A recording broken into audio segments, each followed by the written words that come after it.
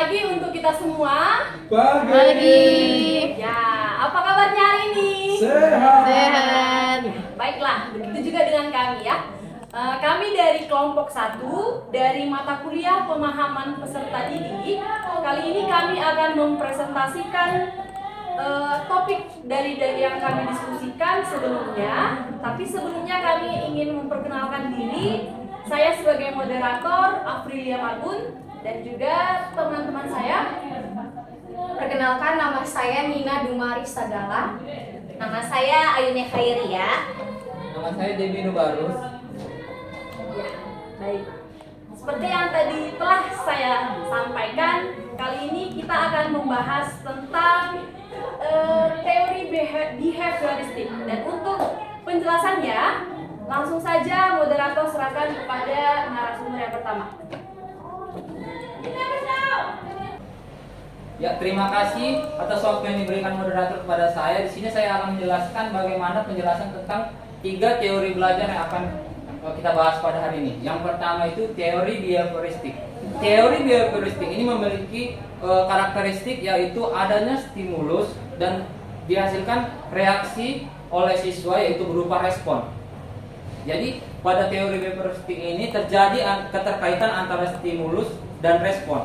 Nah, dalam kelompok kami sudah menerangkan 4 penjelasan tentang teori behavioristik ini. Yang pertama itu guru memberikan stimulus dan motivasi secara berulang. Ya, jelas ya kalau di teori behavioristik ini bahwasanya awal dari pembelajaran itu guru itu memberikan stimulus berupa banyak. Bisa kita lakukan melalui tes, melalui pertanyaan atau pertanyaan pemantik. Untuk poin yang kedua itu agar menjadi pembiasaan oleh siswa. Poin yang ketiga, siswa mampu mengulang materi. Kalau dari kelompok kami, poin kedua dan poin ketiga ini adalah berupa respon yang diberikan oleh siswa melalui stimulus yang diberikan dari guru tadi, sehingga terjadilah keberlangsungan belajar, keterkaitan antara stimulus dengan respon. Untuk poin yang keempat itu berperilaku sesuai tujuan pelajaran. Ini kami anggap menjadi goal dari teori behavioristik itu. Untuk teori yang kedua, teori sosial kognitif. Di dalam teori sosial kognitif ini memiliki 3 jenis karakter yang memang harus kita pahami. Yang pertama itu individu sebagai pelaku. Yang kedua itu lingkungan sekitar untuk tempat dia melihat dan melakukan apa yang ada di pikirannya. Yang ketiga itulah pola perilaku dan emosional dia. Jadi antara ketiga bentuk sistem ini yang menjadi mendukung sosial kognitif itu saling berkesinambungan. Artinya apa? Mereka saling keterikatan antara perilaku, pemikiran, dan lingkungan sekitar. Kami menjelaskan ada 4 poin-poin penting di teori sosial kognitif. Untuk poin yang pertama itu pembelajaran yang melibatkan siswa dalam berbagai kegiatan. Ya, di sini siswa itu dihadapkan dengan keberadaan lingkungan sekitar di mana dia bisa menggali informasi di pembelajaran tersebut. Poin yang kedua, memberi kesempatan untuk tanya jawab. Di sini siswa dituntun melalui pertanyaan dan jawaban, dia bisa membangun pemikiran-pemikiran yang akan dibentuknya agar bisa diaplikasikannya nanti. Untuk poin yang ketiga, memberikan kesempatan untuk refleksi diri. Ya, di sini untuk refleksi diri itu siswa tadi kembali memberi pertanyaan kepada teman-temannya dan menjadikan pemikiran yang sudah diperolehnya tadi dapat diperbaikinya. Untuk poin yang keempat, memberi kesempatan untuk memperbaiki hasil pengamatan. Ya, di sini mungkin paling sering bisa ditujukan untuk mendapatkan tujuan pembelajaran pada teori sosial kognitif ini, di mana dia memperbaiki hasil apa yang diamatinya terhadap lingkungannya tadi menjadi benar-benar pemahaman yang memang dituju oleh pembelajaran untuk hari itu atau tujuan pembelajaran hari itu. Untuk teori yang ketiga itu teori konstruktivisme. Teori konstruktivisme ini memiliki ciri-ciri bahwasanya siswa itu diberi keleluasaan. Keleluasannya di mana? Dia membangun sendiri pemikirannya tentang konsep-konsep apa yang ditujukan oleh guru yang akan memang di akhir pelajaran dia mampu menyempurnakan atau memberikan penafsiran sendiri. Kami menjelaskan ada 3 poin-poin yang penting di teori konstruktivisme ini. Yang pertama itu belajar itu lewat pengalaman mereka sendiri. Jelas ya, di kita melihat di kurikulum Merdeka juga mereka ini menjadi poin pertama pada kurikulum Merdeka kita. Yang kedua itu diharapkan siswa dapat menerapkannya. Konstruktivisme itu memiliki tujuan bahwasanya siswa tadi bisa membangun pemikirannya sendiri. Apa yang menjadi pemikirannya tadi diharapkan bisa menjadi terapannya dalam kehidupannya masing-masing. Untuk poin yang terakhir itu mengedepankan peningkatan perkembangan logika dan konseptual peserta didik. Ya, karena dia memang membangun pemikirannya sendiri, diharapkan siswa itu menjadi lebih kritis dalam menghadapi sesuatu sehingga dia mampu membangun pemikiran-pemikirannya sendiri. Terima kasih, saya kembalikan lagi ke moderator.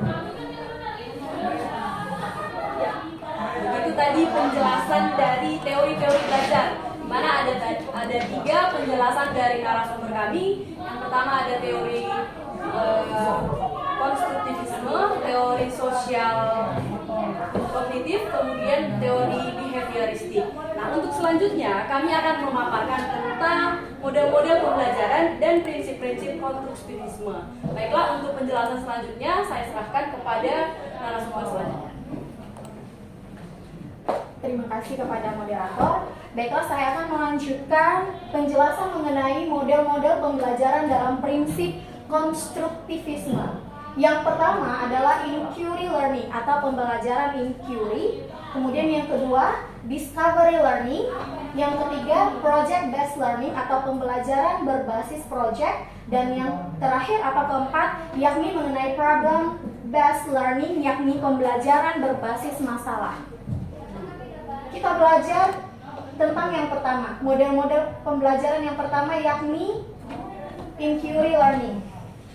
Inquiry learning bertujuan untuk memperoleh dan mendapatkan informasi melalui observasi atau eksperimen untuk menyelesaikan sebuah masalah. Nah, jadi dalam pembelajaran inquiry itu lebih dulu mengobservasi kelas. Jadi lebih dulu dipahami sejauh mana siswa mengenal materi pembelajarannya. Kemudian dalam discovery learning mengarahkan peserta didik untuk mengidentifikasi, memahami, merancang, serta mengkonstruksi informasi lewat proses intuitif.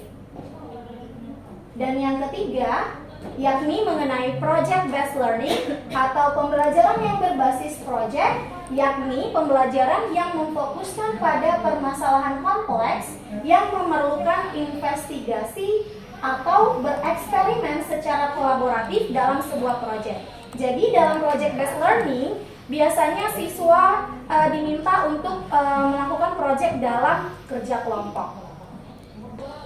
Kemudian problem based learning yakni pembelajaran berbasis masalah, yaitu pembelajaran di mana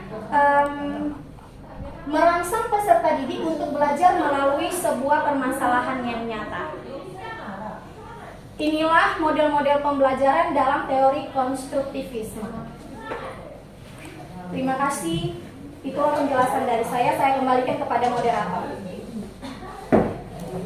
Baiklah, demikian penjelasan tentang model-model pembelajaran yang dapat kita terapkan di dalam kelas. Sekarang kita akan berdiskusi apabila kita dihadapkan dengan permasalahan peserta didik kita yang sebenarnya apabila terjadi di dalam kelas. Baiklah, kami ada memaparkan 4 permasalahan umum yang biasanya terjadi di dalam kelas dan akan kami paparkan satu persatu. Untuk permasalahan yang pertama akan dipaparkan oleh narasumber kami.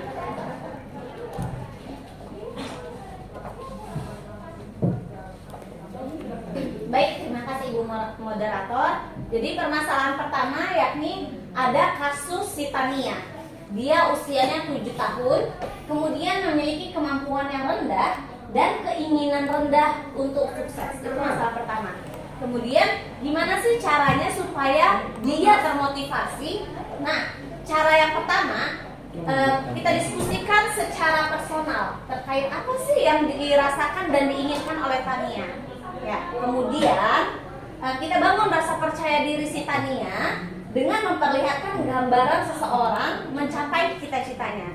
Kita bisa tunjukkan, Tania, kira-kira kamu nanti besar pingin menjadi apa? Kalau misalnya menjadi guru, kerjanya seperti ini. Kalau ingin menjadi dokter, kerjanya seperti ini. Supaya dia termotivasi. Kemudian yang ketiga, melibatkan pembelajaran sambil bermain yang digemari Tania.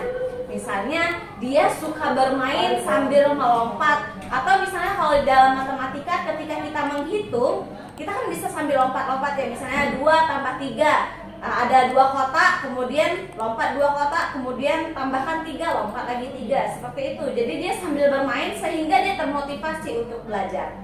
Yang keempat, membuat pembelajaran yang menarik, bertahap dan berkelanjutan untuk meningkatkan kemampuan Tania. Jadi pembelajaran itu tidak langsung tinggi, tetapi bertahap dan bertahap, sehingga dia mampu untuk mengikuti pembelajaran. Oke. Kemudian ada permasalahan yang kedua. Nah, permasalahan yang kedua ini namanya Samuel, usia 10 tahun. Dia itu orang yang pekerja keras, tetapi dia punya harga diri yang tinggi. Kemudian ada rasa takut untuk gagal. Jadi karena dia udah terbiasa sukses, jadi dia itu takut untuk gagal. Nah, gimana sih caranya kita mendekatkan diri supaya dia termotivasi, nggak apa-apa gagal? Gimana caranya? Nah, yang pertama kita komunikasikan secara halus bahwasannya kegagalan itu bukanlah sebuah akhir, akan ada proses-proses yang lainnya. Kemudian yang kedua, memberikan pemahaman kepada Samuel dampak negatif dari sikap perfeksionis. Karena dia terlalu perfeksionis, takutnya dia jadi takut sekali gagal, aku nggak mau kayak gini, aku harus berusaha sampai dia menjadi sakit. Kan jangan sampai seperti itu ya. Bahwasannya gagal itu adalah sebuah proses pembelajaran. Yang ketiga, kita tumbuhkan rasa empati melalui kontrol diri, toleransi, dan berpikir positif terhadap orang. Maksudnya apa? Ketika kita gagal, orang lain juga pernah gagal. Nggak semua orang sukses itu dia langsung sukses, tapi adanya kegagalan-kegagalan sebelum dia mencapai kesuksesannya. Terima kasih dari saya kembalikan kepada Ibu Moderator. Begitu tadi penjelasan 2 kasus yang sering kita hadapi, yang akan kita hadapi di dalam kelas. Dan tadi kami menjanjikan 4 kasus, saya sendiri akan menjelaskan 2 kasus lagi permasalahan peserta didik kita yang akan kita mungkin temui di dalam kelas. Baik, untuk yang selanjutnya ada kasus si Sandra yang berumur 13 tahun. Dia yang selalu tenang di dalam kelas, tetapi dia seperti meremehkan keterampilan teman-temannya, seperti itu. Nah, kita lihat di sini dari segi usia, si Sandra ini 13 tahun, di mana dia sudah mulai memasuki usia-usia masa peralihan ke remaja, begitu. Jadi wajar ya kalau peserta didik kita itu pasti ada berubah karakternya, begitu. Nah, apa saja yang bisa kita lakukan untuk mengatasi apabila kita menemukan peserta didik kita dengan kondisi begini? Yang pertama, kita dapat menggali permasalahan peserta didik kita. Sebenarnya apa yang menyebabkan dia menjadi seperti itu? Menjadi pendiam atau menjadi seperti meremehkan teman-temannya gitu. Karena bisa saja banyak faktor yang mempengaruhinya.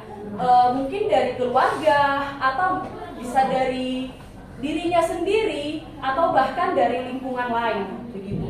Jadi yang pertama sekali kita harus mengetahui kenapa sampai terjadi di dalam peserta didik kita hal yang seperti itu. Setelah kita mengetahui, kemudian kita dapat memberikan pemahaman bahwa setiap anak itu terlahir dengan keunikannya masing-masing. Kita boleh memberikan pemahaman kepada peserta didik kita dengan cara kita tersendiri, dengan cara guru masing-masing. Misalnya dapat melalui ketika pembelajaran kita memberikan pengarahan-pengarahan atau memberikan pengajaran khusus untuk meyakinkan mereka bahwa mereka memiliki keunikan tersendiri. Seperti itu. Kemudian yang ketiga, kita dapat memberikan pembelajaran berbasis kelompok.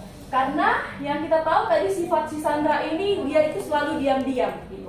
Dan dia selalu terlihat seperti meremehkan teman-temannya. Jadi bisa kita kombinasikan dia untuk berkelompok dengan teman-temannya. Jadi melalui pembelajaran kelompok, dia pun akan mengetahui teman-temannya. Dia akan mengetahui kondisi teman-temannya, atau bahkan dia akan mulai sadar akan kondisi dirinya. Seperti itu.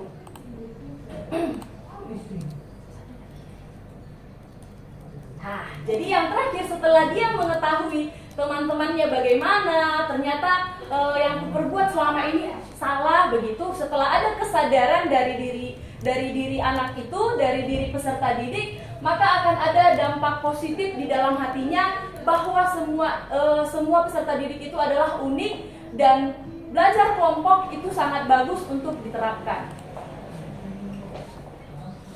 Ya, untuk permasalahan yang keempat, itu kami mengangkat kasus ada seorang anak bernama Robert yang berusia 16 tahun.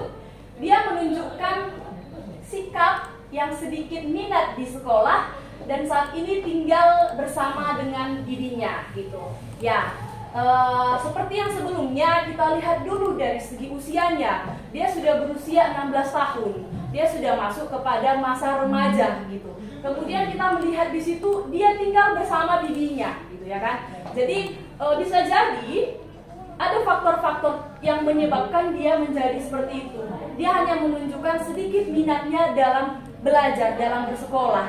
Nah, untuk mengatasinya atau untuk melakukan pendekatan kepada peserta didik kita apabila kita menemukan kasus seperti ini, yang pertama sekali harus kita lakukan adalah kita harus tetap menggali apa yang sebenarnya terjadi kepadanya, apa yang sebenarnya yang dialaminya atau yang dirasakannya. Seperti yang telah saya jelaskan sebelumnya, bisa saja ada banyak faktor yang menyebabkan dia menjadi berkarakter seperti itu. Nah, setelah kita mengetahui permasalahannya, kemudian kita dapat memberikan semangat dan motivasi kepadanya untuk membesarkan hatinya terkait kondisi keluarganya, di mana yang kita tahu bahwa dia tinggal bersama bibinya begitu. Mungkin itu adalah salah satu faktor yang menyebabkan dia menunjukkan minat sedikit untuk belajar. Jadi karena kita telah mengetahui kondisinya, kita bisa memberikan kepada dia semangat, kita memberikan kepada dia motivasi supaya dia dapat tetap menumbuhkan motivasi yang benar dalam dirinya bahwa pembelajaran itu bukan hanya karena keluarga, tetapi untuk masa depannya. Kemudian yang ketiga, selain kita memberikan semangat dan motivasi, kita juga memberikan penguatan secara mental kepada Robert. Penguatan secara mental yang dimaksud di sini dapat diberikan guru dengan berbagai cara, tergantung kepada kreativitas gurunya seperti itu. Bisa saja melalui saat pembelajaran atau guru bersama-sama dengan teman-temannya yang lain begitu, supaya anak ini, peserta didik ini bisa tetap semangat, tidak down mentalnya untuk tetap sekolah seperti itu. Kemudian kita juga bisa memberikan stimulus yang positif secara berulang agar menumbuhkan minatnya. Jadi yang tadi yang saya paparkan itu jangan dilakukan oleh guru hanya sekali saja. Apabila kita mendapati keesokan harinya dia masih terlihat murung, kita harus mengulang terus. Makanya disebutkan guru harus bekerja dari hati. Guru harus bisa menjadi teladan, menjadi orang tua sekaligus sahabat untuk peserta didiknya. Kemudian kita juga dapat berkomunikasi dengan keluarga si Robert yang ada, yaitu bibinya. Kita dapat sharing dengan bibinya sebenarnya apa yang terjadi. Nah, dengan begitu mungkin permasalahan yang dialami Robert dapat sedikit teratasi atau terminimalisir dengan langkah-langkah yang telah kita buat.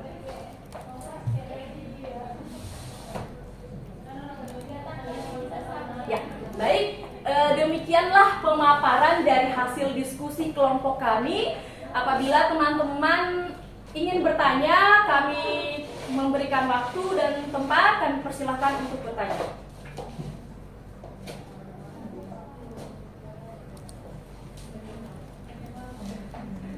Ya, terima kasih untuk semua ketersediaan teman-teman dan audiens sekalian.